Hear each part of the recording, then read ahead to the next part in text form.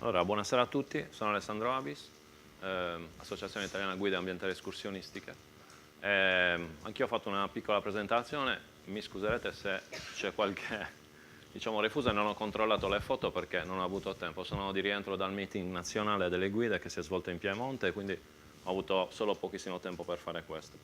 Proverò a presentarvi chi è la guida ambientale escursionistica e ad evidenziare, come mi è stato chiesto anche dall'organizzazione, alcune delle problematiche che noi incontriamo nella nostra professione e come la nostra professione si può integrare con le altre professionalità e gli altri attori principali del turismo attivo.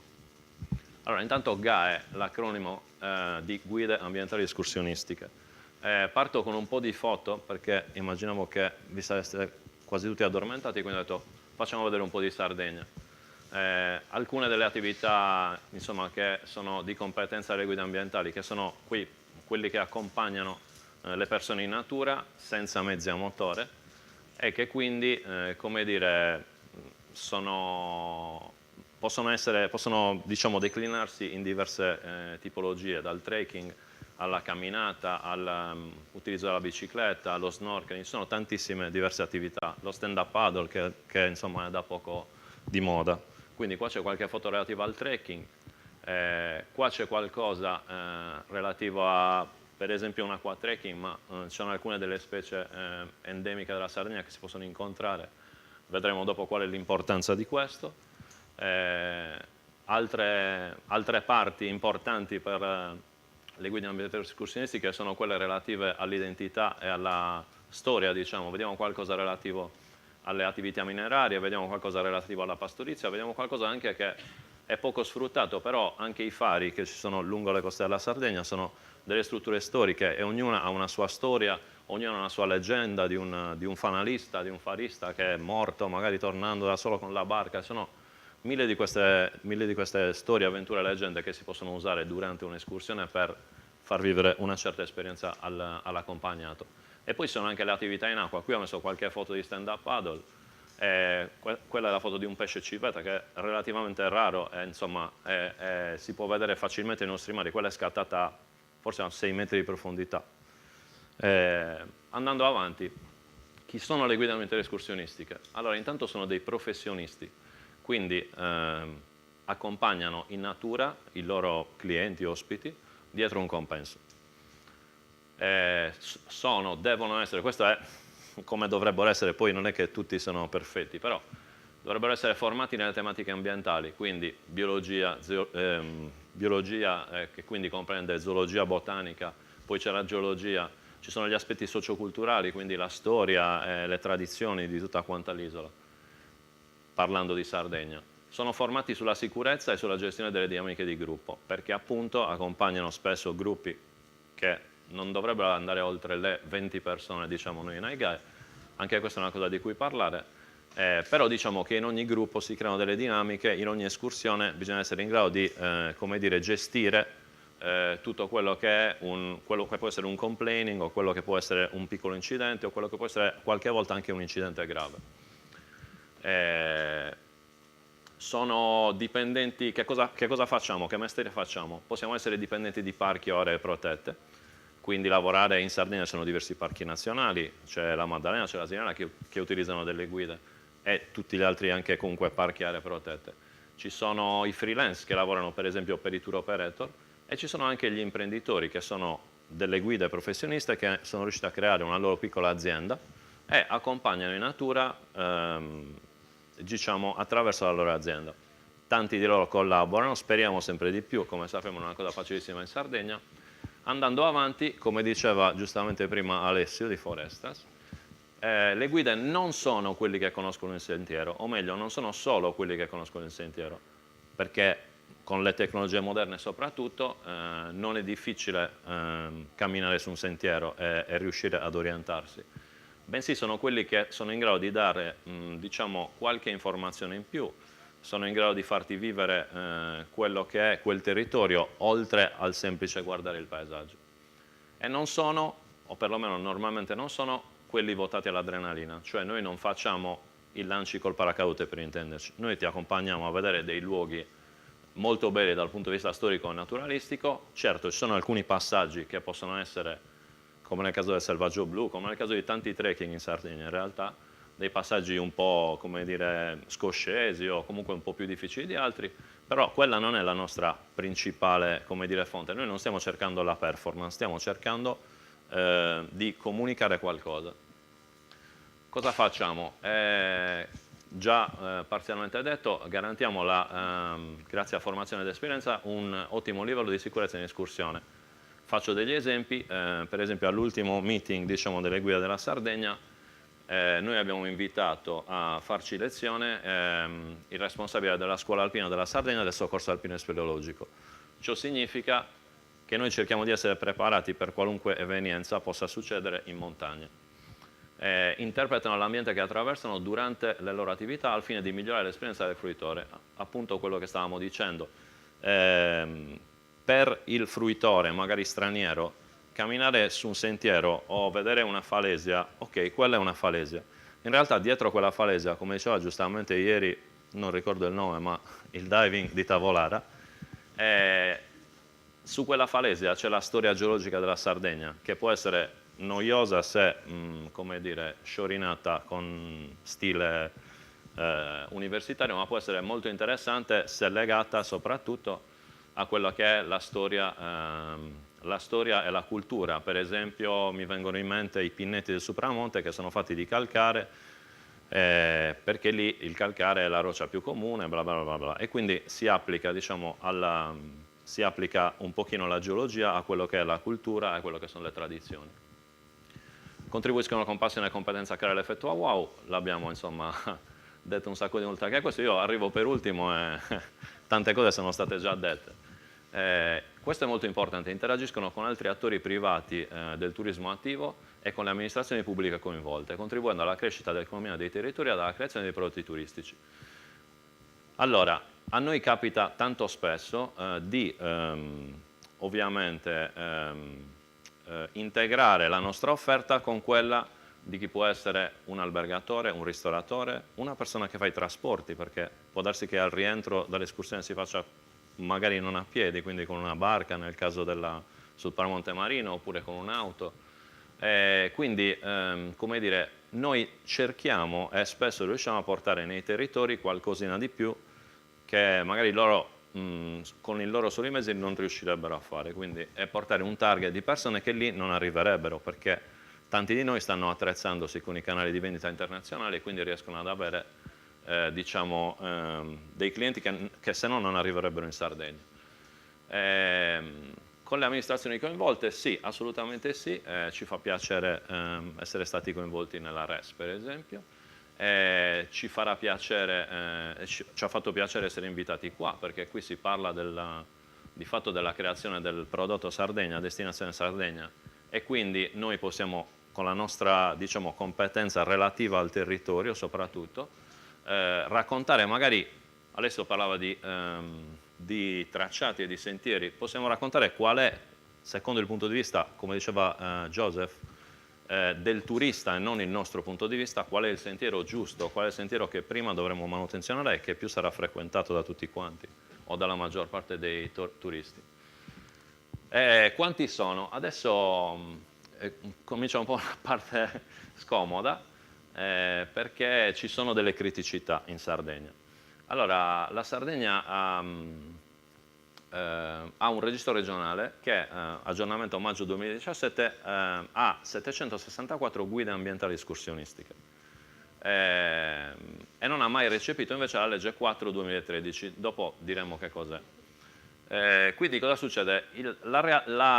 Come dire, il dato statistico dovrebbe essere 764, mentre invece noi operatori del settore, ma questo non è un segreto, sappiamo perfettamente che c'è un fenomeno di associazionismo, che è quello di cui parlava anche il ragazzo delle Canarie, e che loro stanno anche loro cercando di combattere, che porta via tantissime risorse a chi, diciamo, ha un'azienda e non è assolutamente contabile, controllabile, quindi anche tutti quanti i dati di cui abbiamo parlato oggi del turismo attivo in Sardegna sono sicuramente falsati da chi fa l'associazionismo, anzi chi fa azienda mascherata da associazionismo, da chi fa le cose completamente in nero e anche dalle aspiranti guida, che tra virgolette adesso dirò che cosa sono, magari lavorano, però non sono riconosciuti dalla Regione Sardegna ancora. Torniamo all'inquadramento normativo, la faccio super breve perché so che è un argomento noioso. La Sardegna, prima di tante altre regioni, ha normato nel 2006 con la legge regionale numero 20 la professione turistica di guida ambientale escursionistica. Ha fatto anche quella di guida turistica, però non ne parlerò perché non è, diciamo, il mio settore. E con una determina del 2007 ha istituito il registro regionale guida ambientale escursionistica. I requisiti di ingresso sono 4. Un corso GAE riconosciuto, quindi guida ambientale escursionistica riconosciuta dalla Regione Sardegna, un tirocinio formativo alla durata di 3 mesi e 10 guide certificate. Oltre a questo è necessario, per entrare nel registro, dopo essersi formati, dare un esame per l'accesso al registro, oppure si può entrare se laureati in alcune materie scientifiche che sono accettate, diciamo, da Regione Sardegna. E fin qui tutto perfetto, perché in questa maniera, giustamente, in teoria, Regione Sardegna salvaguarda la figura della guida ambientale escursionistica, cioè i professionisti che sono iscritti là, in teoria, sono certificati come delle persone preparate. Nella realtà succede una cosa un po' meno, come dire, simpatica.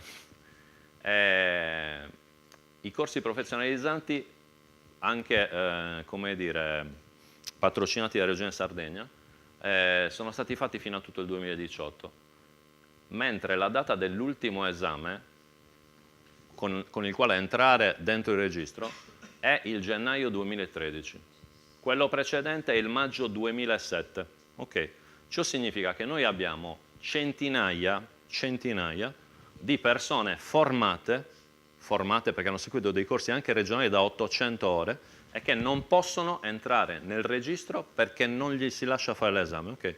Questo è pesantissimo, oltre che per loro, perché non possono lavorare, perché come dire, favorisce un abusivismo pesantissimo. Questa è come dire, una cosa che va assolutamente risolta.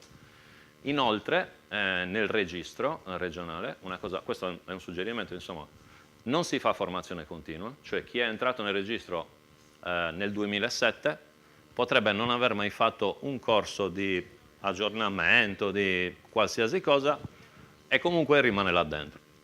E non c'è l'iscrizione annuale, quindi l'iscrizione viene automaticamente rinnovata, che tu lavori o che non lavori, automaticamente voi vedrete che ci saranno tante persone che magari dal 2006-2007 sono andate in pensione adesso, quindi quell'elenco di 762 persone è assolutamente falsato. E qui io scrivo recepimento legge 2013, perché no? Almeno parziale. Adesso farò invece l'esempio dell'AIGAE, che è l'Associazione Italiana Guida Ambientale Escursionistica. Io sono iscritto ad AIGAE e sono anche iscritto al Registro Regione Sardegna, quindi ce le ho tutte, diciamo. Intanto l'AIGAE è un'associazione di categoria iscritta agli elenchi del Ministero dello Sviluppo Economico, scusate. È una struttura nazionale che ha una presidenza, una direzione, una giunta esecutiva, un consiglio direttivo, una commissione di formazione e aggiornamento e un comitato tecnico-scientifico, oltre che un consiglio di probiviri che si occupa di risolvere tra l'altro le problematiche come anche questa. Ha una struttura regionale, quindi è capillarmente diffusa in tutto il territorio, in ogni regione c'è un coordinamento territoriale e conta circa 3.000 soci in Italia. Noi dentro il nostro registro abbiamo la formazione continua obbligatoria, cioè se tu non riesci ad avere 20 crediti ogni biennio, vai fuori dal registro. Questo è quello che io intendo per, come dire, tenere vivo un registro. Facciamo i corsi professionalizzanti e abbiamo a che fare, quando l'ho scritto, a livello nazionale, chiaramente, con il Parlamento, quindi cerchiamo di contribuire alla promulgazione di leggi che insomma favoriscano e tutelano la figura della guida, ma anche tutto quello che c'è intorno.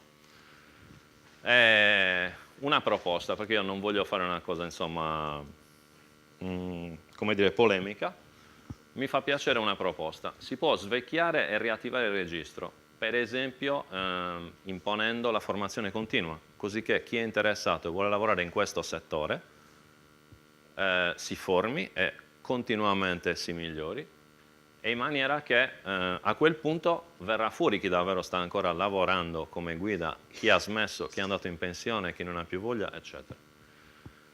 Che venga immediatamente bandito un esame per risolvere intanto la posizione lavorativa di centinaia di ragazzi che si sono formati credendo che sarebbero potuti entrare nel mondo del lavoro e poi non vi sono potuti entrare. Come fare questo? Io non sono uno esperto di leggi né un avvocato, però ho l'esempio della Basilicata, che è di giugno di quest'anno. Okay? Noi, tra l'altro questa è una cosa che è stata fatta con AIGAE nazionale, la regione Basilicata aveva una sua legge del 98 addirittura, più antecedente rispetto alla nostra, che come dire, istituiva ugualmente un registro delle guide, bla bla bla, eccetera, e semplicemente ha approvato una modifica alla legge regionale con la quale recepisce parzialmente la legge 4/2013, che è una legge dello Stato, quindi andrebbe recepita in teoria anche dalla Regione Sardegna, e che consente alle associazioni, agli appartenenti alle associazioni di categoria riconosciute dal Ministero dello Sviluppo Economico, quindi non io e te che ci mettiamo d'accordo e facciamo un'associazione, di poter entrare di diritto a far parte delle guide della Sardegna o comunque di poter lavorare. Allora, rete escursionistica, sì. Non ricordo se volessi dire qualcos'altro relativo alle guide, mi verrà in mente. Allora, cambio argomento. Casualmente cito qualcosa di cui parlava prima l'ingegner Sava di Forestas. La rete escursionistica della Sardegna è la legge che è stata approvata lo scorso 2 ottobre e che, diciamo, descrive e porta le linee guida di quelli che saranno di quella che sarà la futura rete escursionistica. Quello che voglio dire io è che sicuramente è un ottimo lavoro, ho scritto alcune parole chiave: costruisce, coinvolge, riordina e programma. Sono felice che loro abbiano come dire, consentito al pubblico tecnico e non tecnico di poter dare dei consigli, dei suggerimenti, e sono felice anche di aver visto nell'ultima versione, quella che è stata approvata, alcune delle modifiche che personalmente avevo, diciamo, sottoposto alla loro attenzione. Mi viene in mente, ne dico una per tutte, la contraddizione relativa ai bivacchi.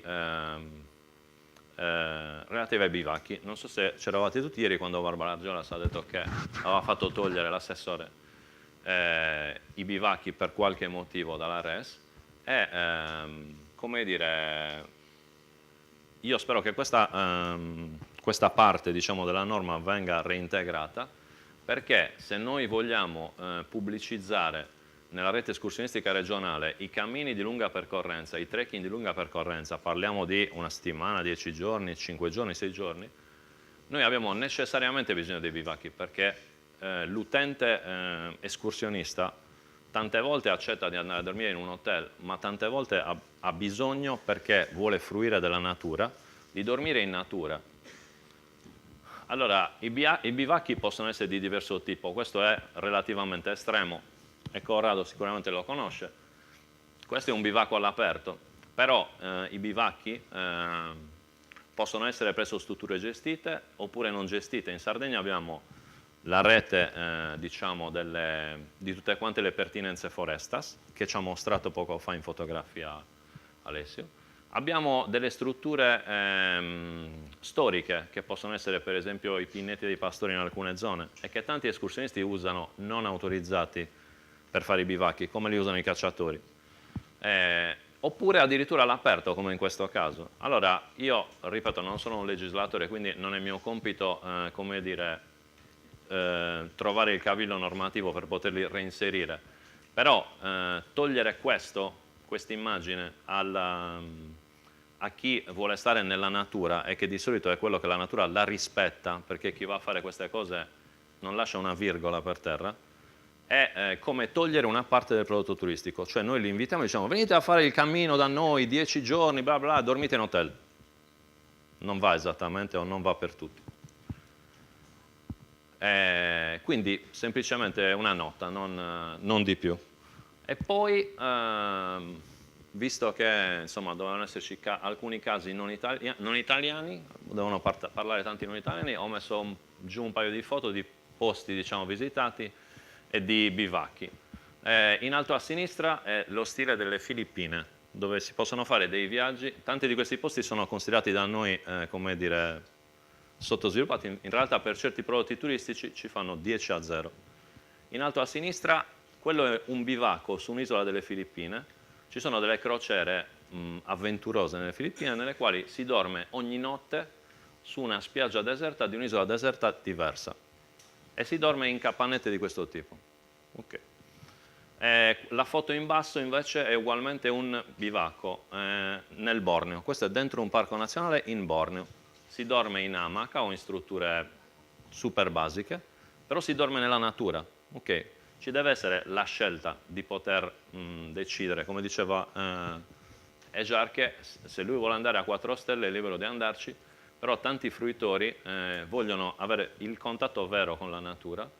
E lo possono voler avere anche quelli che vogliono l'avventura soft, perché questo non è alpinismo, non è niente di strano, è semplicemente fare un trekking che può essere anche di 4-5 ore, quindi accessibile per tutti, però dormire nella natura dà una sensazione completamente diversa, e anche per noi che siamo le guide è un'altra cosa, perché possiamo, come dire, tirarli dentro un'esperienza, dentro un'emozione, che se no non riusciremo a dare.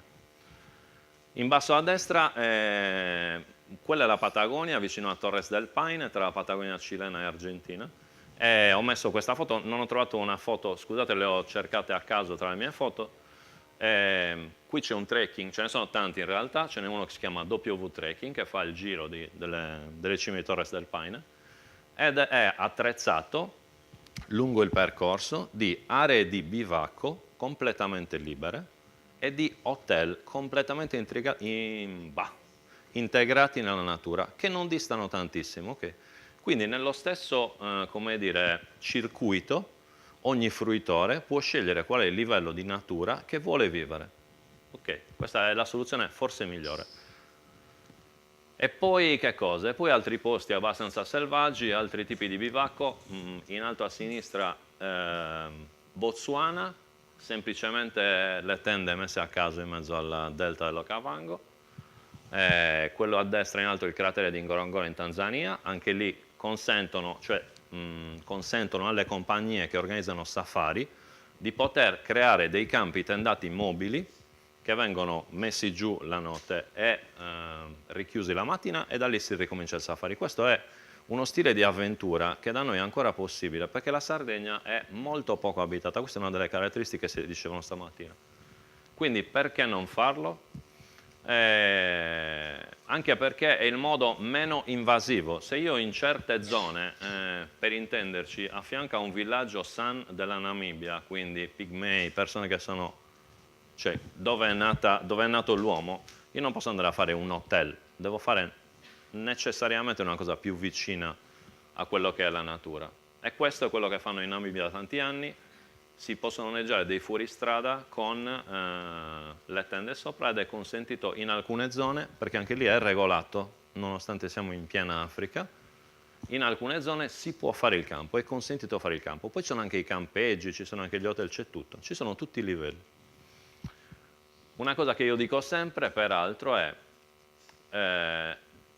cerchiamo di non perseguire solo una tipologia di turismo, perché chi verrà a vedere la Sardegna a 20 anni, a 25 anni, magari vorrà venire con lo zaino in spalla e la tenda e spendere 20 euro al giorno. Però poi ci vorrà tornare quando ne ha 35 di anni, e magari inizia a essere un manager affermato, e andrà a 5 stelle. Quindi il modo di far conoscere la Sardegna, noi dobbiamo aprirlo a tutto il ventaglio delle possibilità. Non dobbiamo fermarci né solo al turismo del golf, né solo al turismo attivo, né solo al turismo delle crociere. Non mi ricordo più se devo dire qualcos'altro. Grazie per l'attenzione. Tourism Call to Action. 7 incontri formativi per la crescita turistica della destinazione Sardegna. Iscriviti su www.aeroportodiolbia.it.